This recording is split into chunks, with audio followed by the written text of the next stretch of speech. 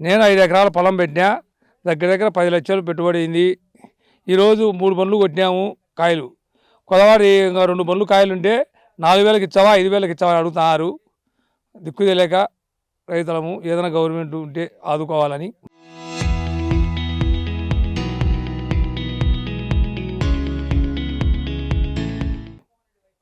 కోరుతున్నాము. మామూలుగా పంట పెడితే ఎంత ఖర్చు అవుతుంది? ఎకరాకు 2 లక్షలు అవుతుంది సార్. అది దగ్గర దగ్గర 10 నెలలు పడుతుంది పంట వచ్చేసరికి. అది మొక్క మంచిది అయితే దాంట్లో మొక్క డూప్లికేట్ వచ్చి ఇప్పుడు వద్దంది డూప్లికేట్ వచ్చి ఇలాంటిది అయిపోవాలి 20,000లో పడాల్సింది రేటు. ఎత్తిపోయి ఇతను అడిగే వాళ్ళే లేరు చూడు కాయలు. మామూలుగా ధర అయితే ఎంత ఉండేది? 22, 23 పోయినాయి. జనవరి ఫిబ్రవరి కొద్ది రోజులు. మళ్ళీ ఈ యుద్ధం వల్ల చాలా ఎఫెక్ట్ కొట్టింది. మోడీ నష్టం జరిగింది మీకు? అదే మాడికి నాకు దగ్గర దగ్గర 5 లక్షలు, 5 ఎకరాలకు 5 లక్షలు, ఎకరాకు 1 లక్ష నష్టం వచ్చింది. ఇతనికైతే ఇంకా ఎక్కువ. ఎంత మేర పోయింది? ఇతనికి దగ్గర దగ్గర 12 దాని ఏంటి, వచ్చే 4-5 కన్నా రాదు. ఇప్పుడు ధరలు లేకుండా పోవడానికి కారణం ఏంటంటే వీళ్ళు దళారులే. అది సుఖం ఉంది, యుద్ధం అంటున్నారు అన్న. యుద్ధం అని ఎఫెక్ట్ అంటున్నారు. మామూలుగా అయితే నేను ఈ టైంలో కూడా 15-16 ఉన్నది. 14-15 ఉంటే మాకు గిట్టుబాటు అవు. ఇంకేం 8-7 అడిగేవాళ్ళు. అవి కూడా కొట్టలే, మాగిపోతున్నాయి తోటల్లో. అట్లా వదిలేస్తున్నారు పంట. కొంతమంది అయితే చూపినోడు చూపిలే, పోతే పోనీ లేని అడిగేవాళ్ళే లేరు. అంటే గతంలో కూడా ఇట్లా నష్టం వచ్చిందా? ఎప్పుడు రాలే. ఈసారి ఫస్ట్ ఇంత అధ్వానం రేటు ఎప్పుడు నేను 15-14 ఉన్నాయి ఇప్పటికి. ఈసారి 8, 7, 5, 3 కూడా రెండో కోలు అయితే అడిగేవాళ్ళే లేరు. 7 ఎకరాలు అరటి పెట్టినాము. ముందు రావడంలో కల్తీ మొక్క. ఇప్పుడు వర్షాధారణకు 9 నెలలు అయింది. చెట్లు మొత్తం పడిపోయినాయి. రేటు 3 బొలరాలకు 3,000కు కూడా కొట్టుకునే వాళ్ళు లేరు. అట్లే ఎకరాకు వచ్చేసి 2 లక్షలు ఖర్చు అయింది. రైతు పరిస్థితి చాలా ఘోరంగా ఉండాది.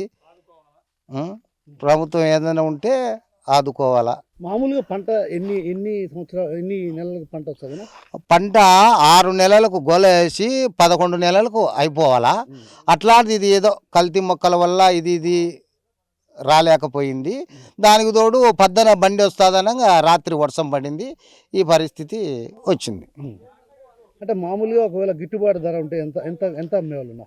గిట్టుబాటు ధర అంటే ఇప్పుడు మా తోట పక్కల్లో 22,000, 23,000 అమ్మినారు. మేము వచ్చేలకు 11,000తో పద్దన బండి వస్తుందని అది పడిపోయింది. ఇప్పుడు 7,000కు కూడా మొన్న కొట్టినాము. ఈ రోజులు ఎవరు రాలేదు. మామూలుగా ఇప్పుడు ధర ఎంత ఉందన్నా అరటి? ఇప్పుడు ధర వచ్చేసి బొలోరోలకైతే 3,000, వాళ్ళు కూడా రావడంలే. పక్కలో 5,000 కొడతారు ఈరోజు. చాలా పరిస్థితి అయితే ఏమీ లేదు. రైతుల పరిస్థితి ఏమీ లేదు. అంటే గతంలో కూడా ఇదే ధర ఉండిందన్నా? గతంలో బాగానే ఉన్నది. ఈ సంవత్సరము జనవరి ఫిబ్రవరి బాగున్నాయి. ఏదో ఎక్స్పోర్ట్ ఇచ్చినారన్నారు, బాగానే జరుగుతున్నది. ఈ యుద్ధం ఎఫెక్టు ప్లస్ అకాల వర్షము 2 తోడైనాయి దీనికి. ఎంత నష్టం వచ్చిందన్న మీకు? ఇప్పుడు 6 ఎకరాలు 12 లక్షలు. 12 లక్షలకు కానీ ఏమీ వచ్చే పరిస్థితి లేదు. అంటే 12 లక్షలు ఎత్తి పెట్టుకోవాలి. అంతే. అంటే ఏటా ఇదే పరిస్థితి మీకు? ఈ సంవత్సరం ఇదే పరిస్థితి. అంటే మామూలుగా 3 పంటలు కదా? మామూలుగా 3 పంటలు. ఇది అంత మామూలుగా అయితే ఫస్ట్ పంటకే రేటు పెట్టేది, రెండో పంటకు అంత పెట్టరు. దీంట్లో సగం రేటు పెడతారు. దాంట్లో సగం రేటు ఉన్నా కూడా ఈ డ్రిప్ ఖర్చు అది ఇది మొక్క ఖర్చు ఏమి ఉండవు కాబట్టి బాగానే ఉంటుంది.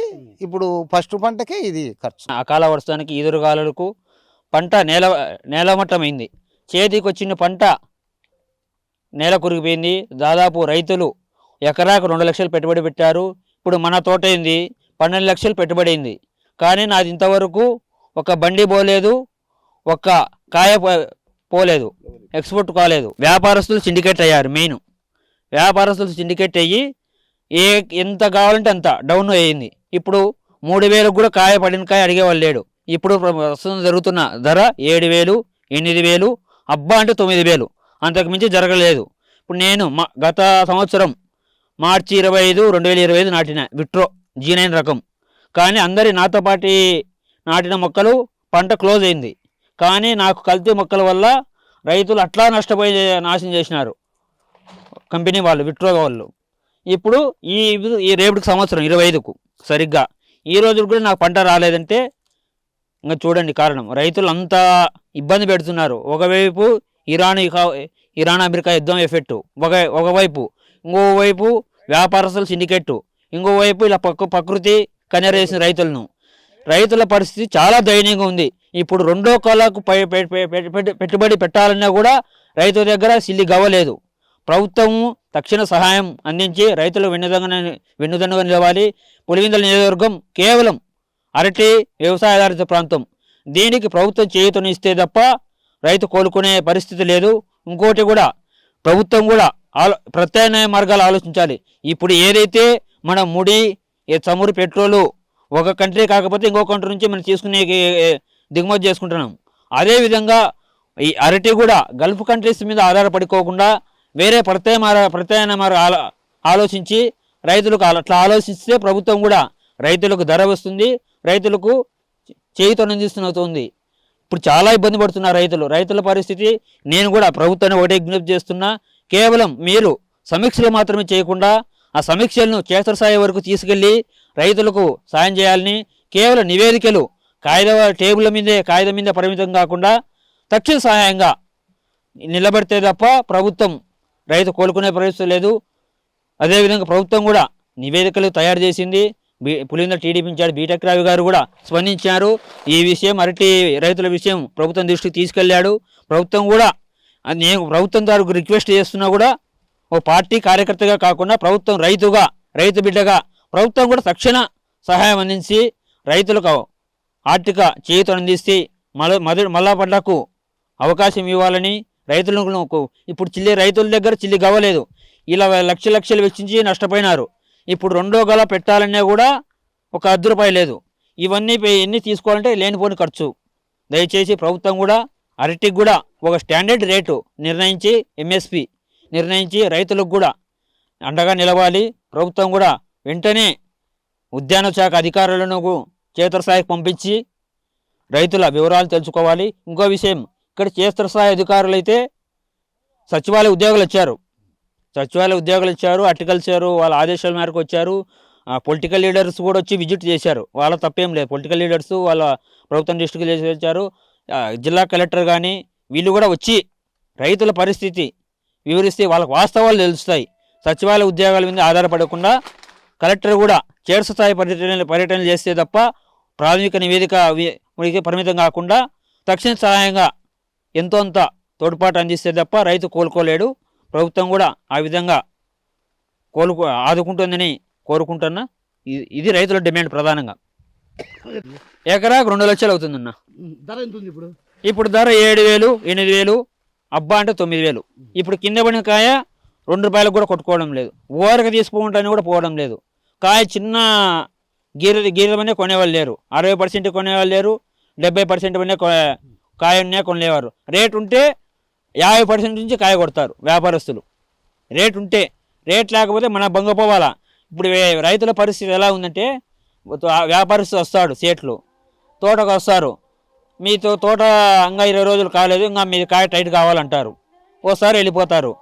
ఏం చేస్తారు, రైతులకు సాయంత్రం కాల్ చేస్తామంటారు. రైతులే కాల్ చేసామనుకో, కూలోళ్ళు ఉన్నారు, బండ్లు లేవంటారు. ఆర్డర్ ఉంటే కూలోళ్ళు ఉండరు, కూలోళ్ళు ఉంటే ఆర్డర్ ఉండదు. వీరిద్దరు లేకపోతే బండ్లు లేవు. బండ్లు రాలన్నా ఇప్పుడు వ్యాపారస్తుడు ఏమంటాడు, రైతులది కూడా రైతుల బాధ ఎట్టుందంటే, ఇప్పుడు రైతులకు కాయ టైట్ అయింది. ఓ వైపు ఎండలకు పడిపోతుంది. వ్యాపారస్తుల దగ్గరికి పోతారు, మా కాయ కొట్టండి అని. వాళ్ళు ఏం చేస్తారు, బండి పంపిస్తామంటారు. మనకు ఓరేడు చెప్తారు, నువ్వు 9,000 చెప్పినావు అనుకో, నాకు 9 వద్దు, 8,000తో కొట్టండి, నీకు 10 బండి వస్తుంది. ఆ విధంగా వ్యాపారస్తులు సిండికేట్ అయ్యారు. ఈ విధానం మారాలి, ఈ దళారీ వ్యవస్థ మారాలి. డైరెక్టే ఇప్పుడు చీనీకి ఏదైతే మార్కెట్ ఉందో ఈనాము వ్యవస్థ, ఆ పద్ధతి అరటికి కూడా రావాలని కోరుకుంటున్నా. ఆ విధానం వస్తే అంతో ఇంతో మేలవుతుంది.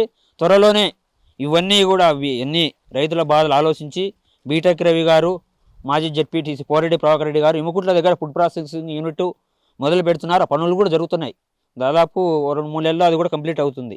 అది కంప్లీట్ అయితే రైతులకు అంతో ఇంత వెన్నుదన్నుగా నిలుస్తుంది. రేటు ఇక్కడ కొంత డౌన్ ఫాల్ అయినా కూడా మనం ఫుడ్ ప్రాసెసింగ్ పెట్టాం కాబట్టి పౌడరు ఇవన్నీ అవుతుంది. ప్రభుత్వం కూడా ఫుడ్ ప్రాసెసింగ్ యూనిట్లు పెట్టాలి. అరటి ఎంతసేపు ఉన్నది చాలా సెన్సిటివ్, గాజు మన అందమైన గాజు లాంటిది, కింద పగిలిపోతే ఇంక దానికి అది వేస్టే ఇది వేస్ట్, ఇది అంతే, ఇది ఆ టైపు. సో ఇది ఎంతసేపు కాడపాడాలి. మన అరటి అనేది మన నిల్వ ఎక్కువ. మన దేశంలో మిగతా రాష్ట్రాలతో పోల్చుకుంటే పులిందులకు చెందిన అరటి ఎక్కువ రోజులు నిల్వ ఉంటుంది. కాబట్టి ప్రభుత్వం కూడా దీని మీద దృష్టి ప్రధానంగా పెట్టి హార్టికల్చర్ హబ్ చేస్తామంటున్నారు. ఓకే, సంతోషం.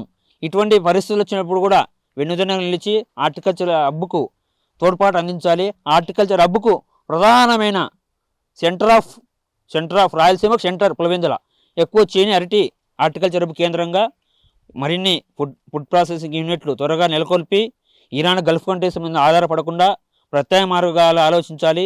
కేవలం గల్ఫ్ కంట్రీస్కి ఎక్స్పోర్ట్ కాకపోతే రేటు డౌన్ కావడం, ఆ రేట్ డౌన్ కావడం, వ్యాపారస్తులు సిండికేట్ కావడం, ఇవన్నీ రైతులకు నష్టం తప్ప ఉపయోగం లేదు.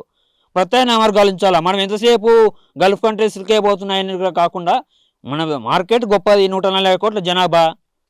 దాని ప్రత్యామ్నాయ మార్గాలు ఆలోచించి రేటు స్టిక్ ఆన్ రేటు పెట్టి స్టాండర్డ్ రేటు పెడితే రైతులకు అంత లాభ ఉపయోగం ఉంటుంది.